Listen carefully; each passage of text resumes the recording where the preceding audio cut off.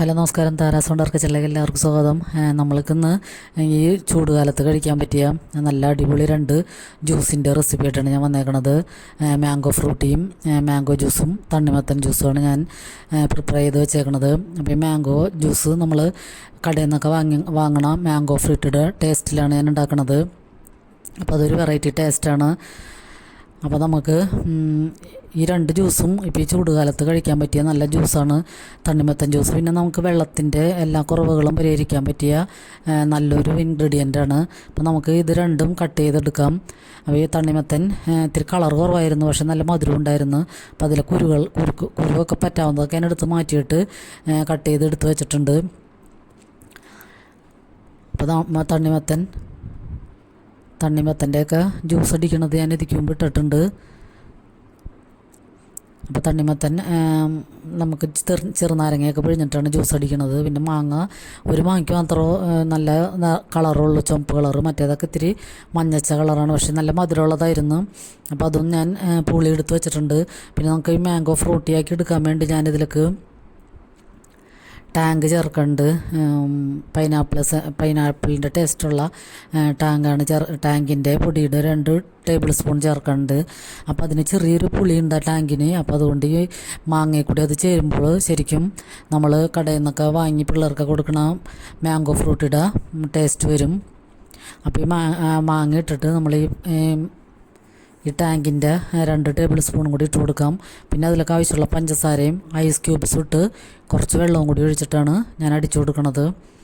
അപ്പോൾ ഈ ടാങ്ക് ഇടുമ്പോൾ തന്നെ വേറൊരു പ്രത്യേക ഫ്ലേവർ വരും. അപ്പോൾ നല്ല ടേസ്റ്റാണ് ഇതിന്. ഇപ്പോൾ പിള്ളേർക്കൊക്കെ ഈ അവധിക്കാലത്ത് കളിച്ചൊക്കെ വയർത്ത് കയറി വരുമ്പോഴും കുറച്ച് നല്ല തണുത്ത ഇതേപോലത്തെ ഓരോ ജ്യൂസ് കുടിക്കുകയാണെങ്കിൽ അവർക്ക് നല്ല റീഫ്രഷിങ് ആവും. അപ്പോൾ നമുക്ക് മാങ്ങ അവിടെ അടിച്ചെടുത്ത് വെച്ചിട്ട് പിന്നെ നമുക്ക് തണ്ണിമത്തൻ അടിക്കാം. അതിലേക്ക് ചെറുനാരങ്ങ ഒരെണ്ണം പിഴിഞ്ഞൊഴിക്കുന്നുണ്ട്. അപ്പോൾ അതിലെ കുരുവൊക്കെ ഞാൻ കളഞ്ഞിട്ടുണ്ടായിരുന്നാലും 1-2 കുരു അതിലേക്ക് വീണിട്ടുണ്ട്. അപ്പോൾ അതൊക്കെ എടുത്ത് മാറ്റിയിട്ട് വേണം അടിച്ചെടുക്കാൻ. അപ്പോൾ അതിലേക്ക് പിന്നെ നമുക്ക് ആവശ്യമുള്ള പഞ്ചസാര ചേർക്കാം. പിന്നെ ഐസ് ക്യൂബ്സും കൂടി ഇട്ടിട്ട് നന്നായിട്ട് അടിച്ചെടുക്കാം. പിന്നെ വേണമെങ്കിൽ നമുക്കിത് തണ്ണിമത്തൻ അരിച്ചെടുക്കാം. ഞാനിപ്പോൾ ഒരു 5 മിനിറ്റ് നേരം അടിച്ചതിന് ശേഷം മിക്സിങ്ങിനെ വെച്ച് കഴിഞ്ഞിട്ട് ഒഴിച്ചെടുക്കുകയാണ് ചെയ്യണത്. അരിച്ചൊന്നുമില്ല. അപ്പോൾ ലാസ്റ്റ് മിക്സിയുടെ അടിയിൽ കുരുവൊക്കെ ഉണ്ടെങ്കിൽ അതൊക്കെ തടഞ്ഞോളും. അപ്പം അങ്ങനെയാണ് ഞാൻ എടുത്തത്. അപ്പോൾ നമ്മൾ ഈ ജ്യൂസൊക്കെ അടിക്കുമ്പോൾ അരിക്കാതെ എപ്പോഴും നല്ലത്. അതിൻ്റെ നാരുകളൊന്നും പോകാതെ തന്നെ കഴിക്കാൻ പറ്റും. അപ്പോൾ നമ്മുടെ മാംഗോ ജ്യൂസ് ഇവിടെ റെഡിയാണ്. ഇത് ഒറിജിനലായിട്ടുള്ള മാംഗോ ഫ്രൂട്ടിൻ്റെ ടേസ്റ്റായിരുന്നു. അപ്പോൾ ഇത് ഫ്രിഡ്ജിൽ വെച്ചൊക്കെ കഴിക്കുമ്പോൾ നല്ല അടിപൊളിയാണ്. പിന്നെ ഇത് നമുക്ക് വെള്ളത്തിൻ്റെ കുറവ് പരിഹരിക്കാൻ പറ്റിയൊരു തണ്ണിമത്തൻ ജ്യൂസ്. ഇത് നല്ല ടേസ്റ്റാണ്. അപ്പോൾ ഇങ്ങനത്തെയൊക്കെ റെസിപ്പീസൊക്കെ എല്ലാവരും ഒന്ന് ഉണ്ടാക്കി നോക്കുക. കടകളിൽ നിന്നൊക്കെ നമ്മൾ ജ്യൂസൊക്കെ വാങ്ങി കഴിക്കാതെ ഇങ്ങനെ തണ്ണിമത്തനും മാങ്ങയൊക്കെ നമുക്ക് വീട്ടിൽ വാങ്ങിയിട്ട് ഇങ്ങനെ ജ്യൂസ് അടിക്കുകയാണെങ്കിൽ നമ്മൾ ഹെൽത്തി ആയിട്ട് നമുക്ക് കഴിക്കാനും പറ്റും. അപ്പോൾ ഈ തണ്ണിമത്തനൊക്കെ എപ്പോഴും നമുക്ക് ശരീരത്തിന് എപ്പോഴും നല്ലതാണ്. പിന്നെ ഇപ്പോൾ മാങ്ങക്കാലമായതുകൊണ്ട് മാങ്ങയും ഇഷ്ടം പോലെ കിട്ടാനുണ്ട്. അപ്പോൾ ഇങ്ങനെ മാങ്ങ ജ്യൂസ് അടിക്കാതെയും അല്ലാതെയും തന്നെയൊക്കെ കഴിക്കാൻ പറ്റും.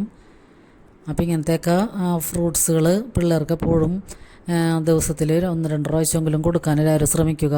പിന്നെ അവർ കളിയൊക്കെ കഴിഞ്ഞ് വരുമ്പോൾ ഇങ്ങനത്തെ ജ്യൂസൊക്കെ കുടിക്കുകയാണെങ്കിലും നല്ല അടിപൊളിയായിട്ട് അവർക്ക് ഫ്രഷായിട്ടിരിക്കാൻ പറ്റും. അപ്പോൾ ഈ ജ്യൂസിൻ്റെ റെസിപ്പീസ് 2ഉം എല്ലാവർക്കും ഇഷ്ടമായെന്ന് കരുതുന്നു. ഇഷ്ടമായ ലൈക്ക് ചെയ്യാനും കമൻറ്റ് ചെയ്യാനും സബ്സ്ക്രൈബ് ചെയ്യാനും മറക്കരുത്. അപ്പോൾ എല്ലാവരുടെയും സപ്പോർട്ട് ഇനിയും വേണം. അപ്പോൾ എല്ലാവർക്കും ഒരുപാട് നന്ദി.